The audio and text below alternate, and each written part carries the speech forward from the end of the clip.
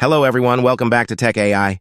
Today, I'll walk you through the process of checking your Gmail password to ensure your account stays safe and secure. Let's dive in. Open up your web browser and head to gmail.com. Now it's time to navigate to the security settings. In the top right corner, click on your profile picture, then select Manage your Google account. Here, you'll see a menu on the left-hand side. Click on Security.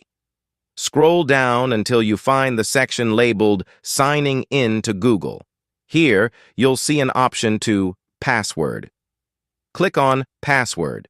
Google will likely prompt you to re-enter your password for security purposes. Once you've done that, you'll be taken to a page where you can view and manage your password. To change your password, simply click on the Password field to create a new, strong password. Then click on Change Password. Thanks for tuning in. If you found this tutorial helpful, be sure to give it a thumbs up and subscribe to our channel for more tech tips and tutorials. See you next time.